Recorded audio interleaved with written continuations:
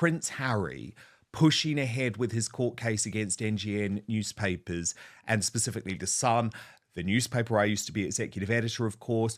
I revealed earlier this week, Lady C, that I have been asked if I would give evidence based on previous witness statements that I have submitted, and I'm happy to. And I'm not doing so, Lady C, by the way, because I think that NGN's conduct in all of this scandal has been good. I mean, they absolutely did appalling, terrible things years and years and years ago where they hacked phones and all of that. But I had nothing to do with that ever. I am under oath, on record, during the Leveson inquiry, and Prince Harry has tried his awful brand of lawfare with me and my reporting in the past. As you know, he got nowhere because he was spreading lies. But if he wants to take me on in court, absolutely fine, because someone, Lady C, has to stick up for journalism a little bit and has to stick up for the fact that actually he's using this court case not because of the truth, but because he wants to enact some sort of sick revenge on his father and his brother. Well, he's also very envious and jealous. And it's not only, it's revenge because he's not going to be king. But he's a very sick and disturbed person, and he's very disturbing. But the fact of the matter, first of all, Dan, I have to tell you, I think it's wonderful what you're doing. And secondly, may I make a very important point? Please. Harry is trying to present himself as a champion of decency when the whole situation has changed. All the improprieties that took place before have been cleaned up. So it is he is trying to say that he's going to change something that has already changed. There's nothing to clean up. And indeed, I was approached when by the police to complain about the Sun and the Times, and I refused to do it. They had my numbers and that I'd been invaded, let's put it that way. Yes. Primarily over my children coming when I got my children from Russia. And I refused to do it because I said the price you pay for being a public figure and for having a privileged position is that there are already mechanisms in place. You can sue for libel, etc. And to an extent, we need a free press more than we need celebrities and public figures to be protected so that they can get up to mischief in private. Lady Colin Campbell, a woman who has been deeply connected to royal circles for years, just went on record calling Harry a serial abuser. And let's be honest, this isn't the first time we've seen this narrative unfold. Think about it. Over the past few years, we've watched Harry systematically attack his own family, from throwing his father under the bus in interviews, to accusing his brother of violence, and even dragging the late Queen into his grievances. But here's where it gets even worse. He's doing all this while King Charles is battling cancer. Let that sink in. Imagine being a father who has spent his life serving his country, now facing one of the toughest battles of his life, only to have his own son, the very one he once protected, using the media to tear him down. If that's not emotional abuse, then what is? Totally.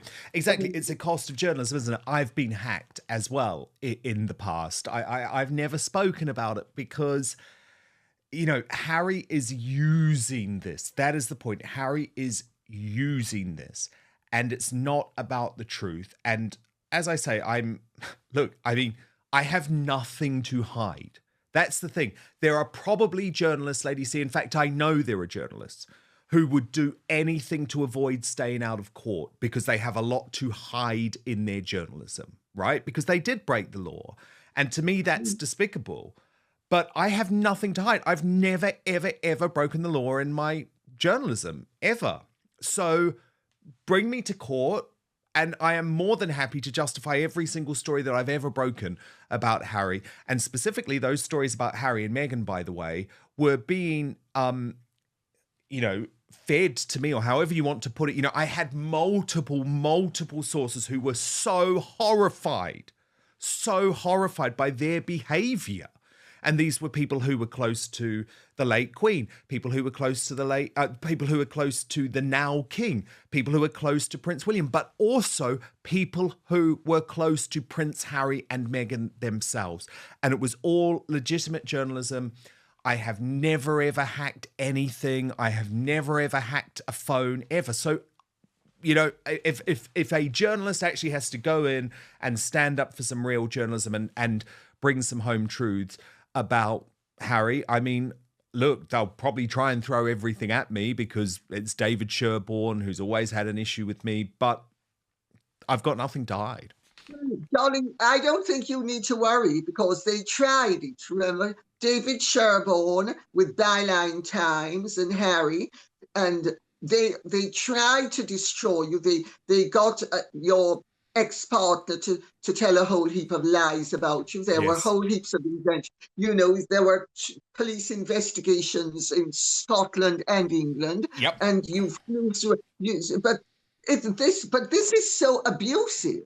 And Harry is a serious abuser, and he is a serial abuser. Yes. And when you stop to think that his father has cancer, which is most likely incurable, and he is doing this. Harry, let's be clear about what Harry is doing.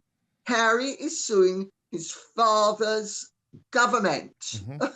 And Harry is also using his father's courts. And Harry is trying to breach the veil of secrecy that is accepted in officialdom, where a head of state's transactions are always secret. And it's just as how journalists don't have to reveal their sources, heads of state are not supposed to reveal their sources or their actions either. And Harry has applied for Lord Guyte and Lord Young, the former Sir Christopher Guyte and Sir Edward Young, both the late Queen's private secretaries. So Harry's not only going after his father, he's going after his grandmother, who he's supposed to have loved so much that he made the last few years of her life a total misery, and helped to, in my opinion, shorten her life, because, stress is not desirable when you have cancer, especially when you're in a 90-something-year-old woman. It's outrageous if you stop to think what Harry is about. I am so sorry. Sorry, go on. Now, if you thought things couldn't get more intense, wait until you hear what's happening in court. Dan Wootton, the fearless journalist who has been exposing the Sussexes' hypocrisy for years, is now saying that he's prepared to testify against Harry in the Mirror Group newspaper's case. Let's not forget, Prince Harry has been on a warpath against the British press. He's suing everyone from The Sun to the Daily Mail, claiming they invaded his privacy. But here's the kicker. Many of these so-called unlawful actions happened decades ago. And now Wootton is stepping up to say that Harry is distorting reality. This is huge. It's not just about Harry versus the press anymore. This is about whether Harry's entire victim narrative is falling apart. Is this lawsuit really about justice? Or is it just another way for Harry to play the martyr while cashing in on his grievances? Well, no, I was just going to say, I'm so glad that you have made this point, because so many people seem to have missed the fact it isn't just William and Charles who he is trying to embarrass. It is also the late Queen. And when you just let that sink in, I mean, these were her private communications, Lady C. These communications were not being sent by Christopher Guyte to Newsgroup newspapers and Rebecca Brooks and all of the executives there. They were not being sent without the Queen's approval. And the fact that Harry is, it's just sick. And that is the really important thing. The Queen is no longer alive. The Queen can't defend herself. He has previously attacked her legacy by saying that the Commonwealth is Empire Point 2.0, and that it's basically a racist organization for white people to suck from black people. I mean, remember on the Netflix show, it's beyond belief the viciousness and the maliciousness with which he goes about attacking people. He is a truly vicious, nasty piece of work. Yeah. And the Queen is dead. He has already tried to damage her legacy in terms of the Commonwealth. And I know from Caribbean and African diplomats that it had a marked effect 2-3 years ago. It's not so effective now. And now he's trying to go behind her orchestration of dealing with realpolitik. The Queen was a head of state of a country that has a free press.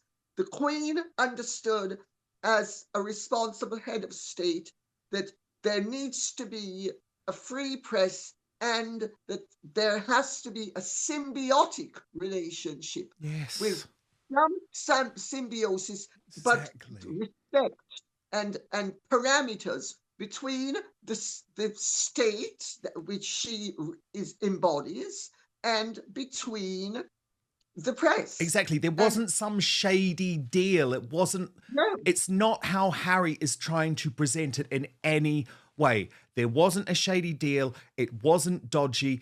Quite simply, the fact is the late Queen knew it was completely inappropriate for her family to be engaged in an ongoing legal battle over an issue which, let's be honest, Lady C, it was criminal and it was resolved. I think sometimes people forget this. The hacking of Prince William and Prince Harry, which was completely unacceptable, totally legal, it's totally illegal, utterly disgusting. I mean, as a journalist, I'm disgusted by anyone who would hack anyone. So that was sorted. People went to jail and the newspaper, the News of the World, which I used to work for, shut. So it's not as if there were not massive ramifications, because as you also point out, Lady C, the whole way that Fleet Street and the Fourth Estate operated in this country changed as a result. Harry is trying to rewrite history and act as if there wasn't that reckoning. And he is doing it not only to try and take out his enemies in the press, he's also doing it to try and embarrass his family. And it's never based on the truth with him. It's like he lives in his own little world, and David Sherborne and Elton John have fed all of these bizarre theories into his head. But thank you for calling it out, Lady C. You know I love having you. And let's not forget, Dan, that Rupert Murdoch has paid out hundreds of millions of pounds. Isn't it like $1 billion now? It's ridiculous amounts of money. Now we have to talk about Meghan Markle's role in all of this. Because let's be honest, every time Harry makes a big move against his family, Meghan is never far behind. Is it a coincidence? Or is she the mastermind pulling the strings? Think about how much Harry has changed since marrying Meghan. Before, he was the fun-loving, cheeky prince who had a great relationship with his brother and father. Fast forward to today, and he's a bitter man suing his own family and calling them racist in public. No choice, or no willingness to compromise. Because let's not forget, they wanted the royal privileges without the responsibilities.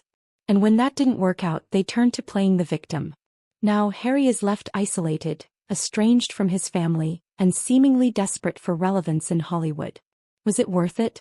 Folks, the numbers don't lie. Harry and Meghan's popularity has been tanking. Even in the US, where they once had massive public sympathy, people are getting tired of their endless complaints. And now Hollywood is turning its back on them too. Spotify canceled their deal. Their Netflix projects aren't performing well. And let's be real, even their so-called A-list connections are fading. Remember how close they were to the Beckhams, to Oprah, to the Obamas? Notice how we don't hear about those relationships anymore? That's because Hollywood operates on one rule: stay relevant or get dropped. People are waking up. They're realizing that Harry and Meghan's entire brand is built on complaining and victimhood. But here's the problem. If you make a career out of attacking your family, what happens when the world gets bored of your sob stories? Where do you go from there? It's for Harry to pretend that there is any need for him to do. There's every need for him to not do what he's doing. It is the height of treachery. I was told by somebody I spoke to that the family regards it as a total betrayal. It's treacherous, and that his behavior is totally unacceptable. And Harry uses his irrationality to destroy, and he wants to pretend that he is championing, that he is a dragon slayer. Well, he's not a 6-year-old child anymore. By the time you're 8 or 10, if you're a child, you're not slaying dragons anymore.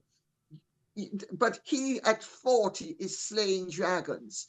The man is so seriously drug-addled and so seriously disturbed that really this has the potential, depending on what emerges, to seriously damage the conduct of a head of state with his or her private communication. Confidential is the better word. Confidential communications.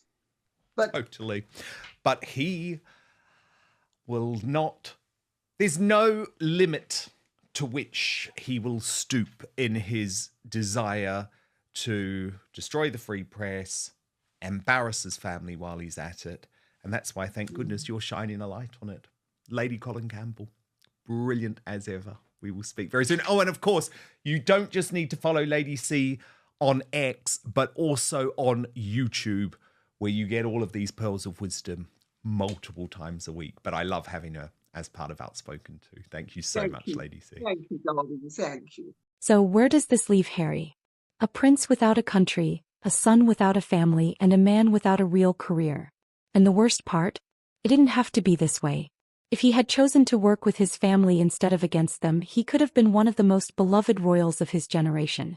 Instead, he's burned almost every bridge he had. And if he ever wakes up to that fact, it might just be too late. Alright folks, that's it for today's breakdown. If you enjoyed this deep dive, hit that like button, subscribe for more hard-hitting analysis, and drop a comment below. Do you think Prince Harry can ever repair his relationship with the royal family? Or has he gone too far? Let's hear your thoughts.